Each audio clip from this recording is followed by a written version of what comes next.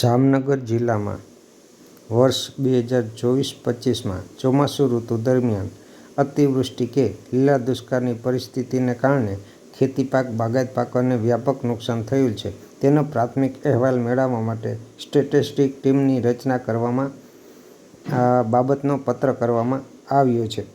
આ જે સંબંધિત ગામોની સર્વે કરવા માટેની જે ટીમ છે તેમાં ગામસેવકશ્રી, તલાટી મંત્રીશ્રી અને સરપંચશ્રી આ ટીમના સભ્યો તરીકે કામગીરી કરશે.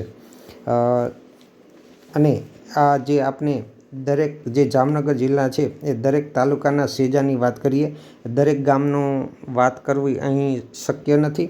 જેના કારણે સેજાની વાત કરીએ તો કાલાવાડ તાલુકાના સેજાની વિગત: ખરેડી, નવાગામ, છત્તર, બેરાજા, ખંડેરા, સોરઠા, મોટા વડાળા, નિકાવા. લાલપુર તાલુકાના હરિપર, ધરમપુર, મોડપર, બાગલા, લાલપુર, વટ, પાંચાસર, પડાણા. જોડિયા તાલુકાના સેજાની વાત કરીએ તો જોડિયા, હડિયાણા, પીઠળ, બાલંભા, દુધઈ. આ જે સેજા હેઠળના જે ગામ આવતા હશે એ તમામનું ખેતી પાકમાં થયેલ નુકસાનનું સર્વે કરવામાં આવશે. ધ્રોલ તાલુકાના લતીપુર, ધ્રોલ, મોટા ઇટાળા, લિયારા, સણોસરા. જામનગર તાલુકાના સેજાની વિગતની વાત કરીએ તો ચેલા, નારણપર, મોડપર, હર્ષદપુર, જામનગર 2, જામવણથરી, જામનગર 1, અલિયા, લાખા બાવળ, બેડ, ફલ્લા. જામજોધપુરના સેજાની વાત કરીએ તો ધુતારપુર, સિદ્ધસર, વાંસજાળિયા, જામજોધપુર, શેઠ વડાળા, બાલવા, નંદાણા, સડોદરા. આ તમામ સેજા હેઠળના જે ગામો આવતા હશે તેની જામનગર જિલ્લામાં સર્વેની કામગીરી હાથ ધરવામાં આવશે અને અહેવાલ તૈયાર કરવામાં આવશે. જ્યારે મોરબી જિલ્લાની વાત કરીએ તો મોરબી જિલ્લાના 344 અસરગ્રસ્ત ગામોના ખેતી ક્ષેત્રે થયેલ નુકસાનનો અંદાજ મેળવવા માટે સર્વેની કામગીરી માટે 29 ટીમ બનાવવામાં આવી છે.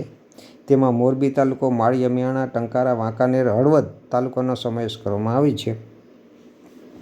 મોરબીના 92 ગામોના સર્વે માટે 6 ટીમ, માળિયા મિયાણા તાલુકાના 42 ગામ સર્વે માટે 5 ટીમ, હળવદ તાલુકાના 67 ગામોના સર્વે માટે 6 ટીમ, ટંકારા તાલુકાના 42 ગામોના સર્વે માટે 5 ટીમ, વાંકાનેર તાલુકાના 101 ગામોના સર્વે માટે 7 ટીમ.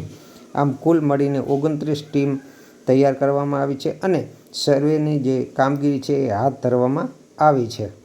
તો જે સર્વેની કામગીરી પૂર્ણ થતાં જ ખેડૂતોને નુકસાનનું વળતર ચૂકવવામાં આવશે.